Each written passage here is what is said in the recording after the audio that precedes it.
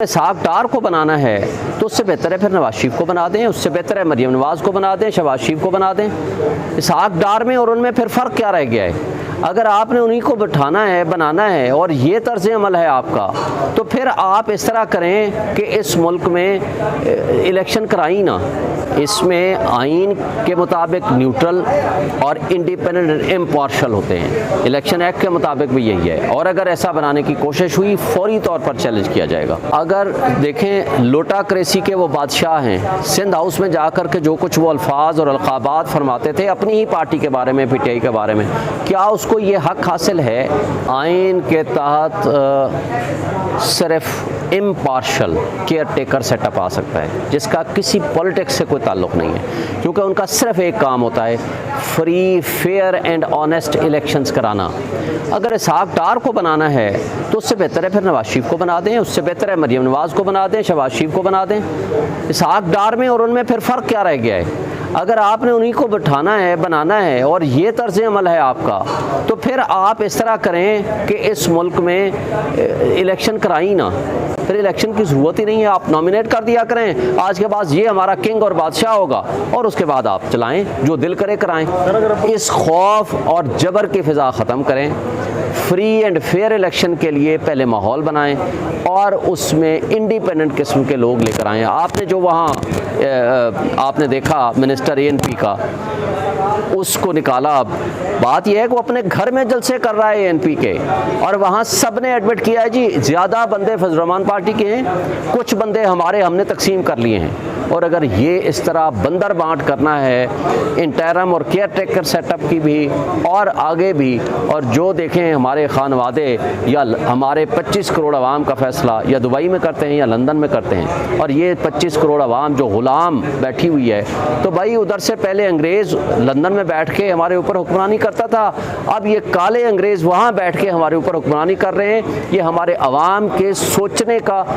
मकाम है और उनको अपने ज़हनी तौर पर देखना चाहिए क्या आज भी आपने इस ग़ुलामी को कबूल करना है या इसके ख़िलाफ़ आपने आवाज़ उठानी है और खड़े होना है। इसकी कानूनी बताइएगा, अगर इसहाक डार बन भी जाते हैं तो उसको चैलेंज किया जा सकता है, क्योंकि इलेक्शन कमीशन के मुताबिक तो न्यूट्रल निगरान हुकूमत होती है। इसमें आइन के मुताबिक न्यूट्रल और इंडिपेंडेंट इम्पार्शल होते हैं। इलेक्शन एक्ट के मुताबिक भी यही है, और अगर ऐसा बनाने की कोशिश हुई फौरी तौर पर चैलेंज किया जाएगा। सर, अपोजिशन लीडर राजा रियाज इस वक्त मौजूद है, अगर उनको कोई एतराज़ ना हुआ या वो सही अपना रोल प्ले कर रहे हैं? अगर देखें लोटाक्रेसी के वो बादशाह हैं, सिंध हाउस में जाकर के जो कुछ वो अल्फाज और अलकाबात फरमाते थे अपनी ही पार्टी के बारे में, पीटीआई के बारे में, क्या उसको ये हक हासिल है कि वो अपोजिशन लीडर हो? और अगर कागज़ों में है भी तो स्पिरिट ऑफ द कॉन्स्टिट्यूशन ये है कि ट्रू सेंस में जो अपोजिशन की पार्टी है आपने उसकी कंसल्टेशन से फ्री एंड फेयर इलेक्शंस के लिए इम्पार्शल केयर टेकर सेटअप लेकर आना है। ये है आइन और क़ानून की मंशा। पंजाब और केपी के केयर टेकर सेटअप को देखने के बाद कोई न्यूट्रलिटी का कंसेप्ट रह जाता है? देखिए, इस वक्त भी जो पंजाब और केपीके के अनकॉन्स्टिट्यूशनल सेटअप बैठा हुआ है वो इस फेडरल गवर्नमेंट की फाशिस्ट हुकूमत से भी ज़्यादा गैर आइनी और गैर कानूनी काम कर रहा है। सिवाय उनका इलेक्शन ना कराने के अलावा और कोई काम सब कर रहे हैं सिवाय इलेक्शन ना करा, इलेक्शन नहीं कराना, बाकी सब कुछ करना है। और एक ही काम पे लगे हुए हैं कि किस तरह पीटीआई को हमने क्रश करना है, उनका सिर्फ एक ही काम है। और इस वक्त 3 महीने के बाद वो गैर आइनी तौर पर काम कर रहे हैं, और इसी तरह की शायद वो कंटिन्यूटी यहाँ फेडरल गवर्नमेंट में भी चाहते हैं। जब 2 सूबों में इंतखाबात नहीं हो रहे थे तो आपने कहा हम सुप्रीम कोर्ट का दरवाज़ा खटखटाएंगे, और उसके बाद फैसला आया और अदालतें बेबस दिखाई दी, और वफाक में भी वही सूरत हाल आपको देखना पड़ती है जो 2 सूबों में देखना पड़ी, तो क्या वकला सिर्फ यही देखते रह जाएंगे और अदालतें बेबस हो जाएंगी? देखें, हमने पहले भी कहा था हम बेबसी नहीं कबूल करेंगे, हमारे फ़राइज़ में शामिल था, बल्कि सबको याद होगा सबसे पहली पटिशन मैं बतौर सदर Islamabad high court bar petition file की थी। उन तमाम पटिशन का फैसला 1 मार्च को आया था, जिसके ज़रिए 30 अप्रैल को इलेक्शन होने थे। फिर one fine morning one fine night बल्कि कहें, जो रात को फैसला किया इलेक्शन कमीशन ने और 8 अक्टूबर की डेट दे दी। अब 8 अक्टूबर भी काउजू में से निकल गया, उसको चैलेंज किया, 4/4 को दोबारा फैसला आया, 14 मई को इलेक्शन होने थे और ये नहीं अमल दरामद हुआ।